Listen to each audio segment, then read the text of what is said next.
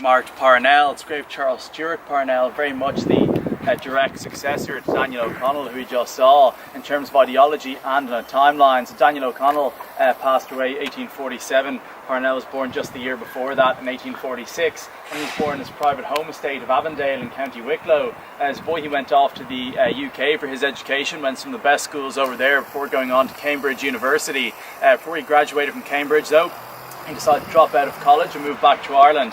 He wanted to take up the helm of two different political movements. First, he was the co-founder of a group called the National Land League. Back then, most people in Ireland were still poor tenant farmers. They rented a small piece of land, and with that land grew just enough food to eat and to pay rent. It was subsistence farming. People were just getting by. There was no real profits involved. The issue was those tenants had little or no legal rights.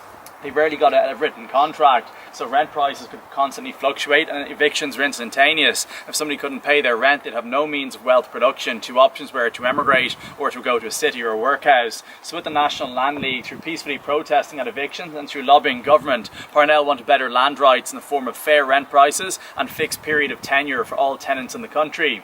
He also rose to become the leader of a political party called the Irish Parliamentary Party. With the Irish Parliamentary Party, he sat over in Westminster and he started to campaign for O'Connell's idea of home rule. Parnell too wanted that Irish Parliament for Irish affairs, but to remain inside the UK. Seeing his party took their seats, and they saw immense success very quickly for three main reasons. Firstly was Parnell's own background, having come from a landed gentry family, having been educated in the UK, he had a much closer connection to many of the men in Westminster. He was school friends with lots of them, he knew their families, theirs knew his. Always easier to get things done that way when there's some kind of a personal connection. Secondly, the Irish Parliamentary Party was very small. There was always a fear it could be a kingmaker or have to support like a coalition government.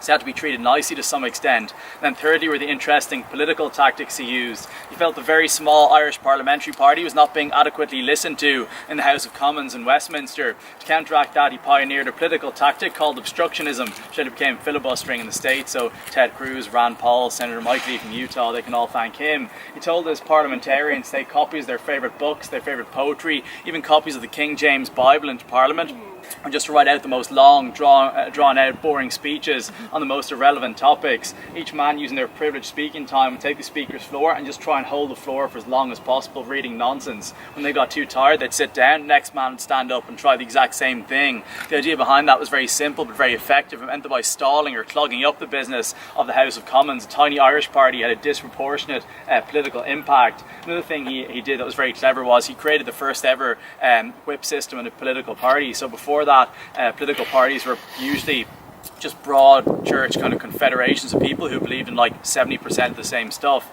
You often see people voting crossbench, but by employing a whip system on his party, they all vote with one mind, and they can be a very powerful bargaining tool if they need to support a coalition, for instance, or a confidence and supply arrangement with another party. They could say, oh well, you're guaranteed this amount of votes. It's a very kind of effective political operator.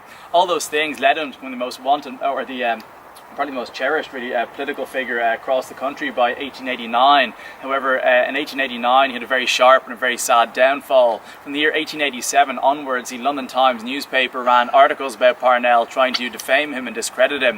In 1887 he was accused of condoning political murders. He knew it was a lie, he sued the newspaper, and he won at court for what was then standards, now defamation. He nearly bankrupted the London Times. However, in 1889 a different allegation popped up. This time he was accused of having an affair with a married woman. That was slightly more complex. He'd been seeing a woman called Catherine O'Shea from Portsmouth, and while she was separated from her husband and they weren't on good terms when the story actually broke out, the divorce had not yet been officially legally finalised. So on paper they're technically married, even though for all practical purposes they weren't. When news of that broke out, it triggered like a big celebrity story across the Victorian world. All of Parnell's political enemies thought Christmas had come early. They seized upon that and used it to try and portray him as somebody with bad morals, somebody who couldn't be trusted. That caused a rift in his own party. And then 2/3 of the members demanded he resign, 1/3 stayed loyal. When he chose to stay as leader, the party shattered, went to different factions and groupings, and Irish politics was in a frenzy. He spent the next 2 years of his life until 1891 just trekking around the country, trying to get a support base back. It didn't work though. He died in 1891, age only 45. With him, when the last real chance of Ireland getting home rule went too. So a funeral came here. About 85,000 people attended that day. The headstone, that block of granite, that's from the farm right beside his home home estate of Avondale in County Wicklow. It's interesting, if you look at the Irish Times report, it was much later that headstone was put here. It said that while the farmer sold that boulder engraved to the place, funny, like £1 is a tribute to Parnell. He charged about £38 to move it here, so some curious economics in Wicklow. Also beneath there is Parnell's mother, Delia. She was from New Jersey in the United States. Her dad was that guy, Old Ironside, the captain of the USS Constitution ship.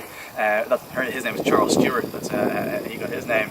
She met a very sad end too. She used to like to wear long, flowing, lacy gowns and dresses, which she also liked to sit beside the fire when she was reading and when she was knitting. You can imagine what happened, those two things combined. She sadly burned to death. And an interesting connection with the grave. Is that a Cubs hat? Yeah? Yeah. Oh no, what team? It's